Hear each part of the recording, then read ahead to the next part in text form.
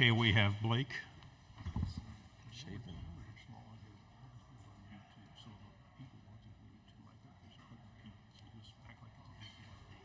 All right, like on four. You said four. Yeah, but it's electronic, right? Yeah. This is all a YouTube service. Okay, we're ready with Blake. We'll start in the back row on the left. Dan Peck, ESPN 106.7 in Auburn. When you went in the portal, what was it about Mississippi State that made them the right fit? I think it starts with Coach Levy. Got to watch him coach at OU. Got to see that offense in person. For me, it was kind of a no-brainer when he got the job at Mississippi State, and he contacted me. Obviously, I wanted to play in the SEC also, and I heard Mississippi State's a great place, so it was a no-brainer. Left side, third row. Tyler Shaw with KBTX and College Station. How would you describe kind of Jeff Levy and his coaching style so far, and just kind of what he kind of adds to you guys' team? Yeah, no, he's a great dude. He's energetic. He's got a lot of swagger about him. He's a cool dude, but he's very knowledgeable about football and offense and having an explosive offense. So a lot of people gravitate towards him just by the way he is, his personality. So I mean, he's a great guy. On the aisle, on the left. Blake, Donna Conrad, 15 ABC and College Station. Obviously, a lot of veteran experience from you. How do you feel like in these early days you've been able to kind of impart your leadership on this program? Yeah, I think at first it was tough just because I was at Baylor for 4 years and it's just a new place, new people. So being able to build the relationships outside the facility so that when we get inside the facility that these guys trust me and they know who I am. In the back. We've seen transfer quarterbacks in the past who've missed spring practice. They've shown up afterward, and it's something of a learning process. How beneficial is it that you got to go through spring practice with the team and you got those reps in? Yeah, it's very, very beneficial for sure. Knowing that, I get a whole spring, 5-6 weeks of training and going through the offense, the footwork, and everything that goes into it. Reps are everything, and so I got to have a lot of reps in the spring. On the aisle, on the right. Blake, David Edelstein from WJTV, the CBS station in Jackson, Mississippi. Asked you a lot today, but I've just got two more questions. One is, a lot of guys on this team are from Mississippi. You're from Louisiana, the South culture in football here. What is it about high school football in the South that prepares you guys to do so well in the big-time stage like this at the D1 level? And then also, I'm just wondering if you could tell me about your shoes. I wanted to ask about the creativity there. So football in the South, I feel like we don't have as much nice stuff as like Texas and different areas like that. But there's a lot of good football being played in Louisiana all around. I know in our area there's a lot of good football, a lot of good players. I feel like that kind of goes under the rug a little bit of how many great players have came through my high school, through the high schools in my area. There's great coaches in the area too. But in my shoes, I got Shreveport and my number and Romans 12:12 on the left, and then I got a baby picture of myself on the right with all my family members' names on it. Front row on the right. Blake, Eric Bailey with the Tulsa World. You mentioned seeing that offense in person. Do you remember that 2022 game, Dylan Gabriel winning up in Norman when you were with Baylor? And do you speak or get a chance to talk to former quarterbacks, Levy, when you were making that decision to go to Mississippi State? Or do you know Dylan at all? Yeah, so like I said earlier, like seeing it in person, that was a big deal for me. The offense is so fast, it's explosive, and I got to watch that in person.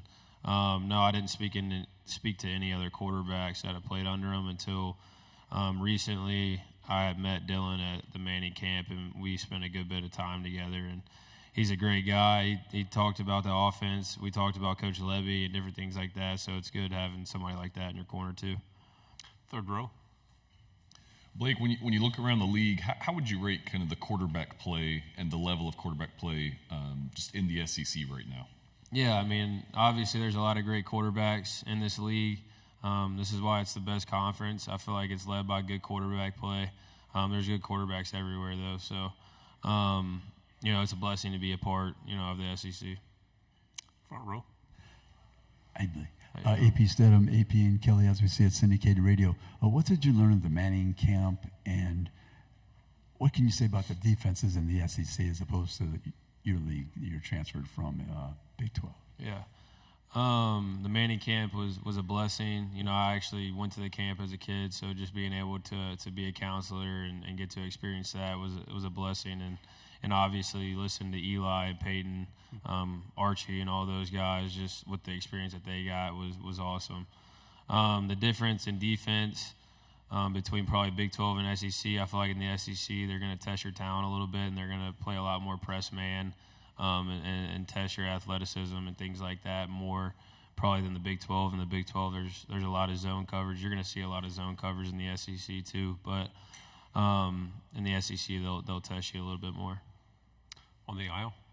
Coach Levy talked about the closeness and camaraderie and the importance of having it for this group. How have you and your teammates been able to do that so far headed into this season?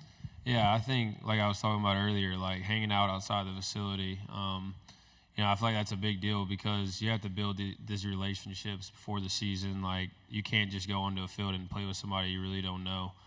So just hanging out, doing regular things like regular dudes do, I guess, and just building those relationships.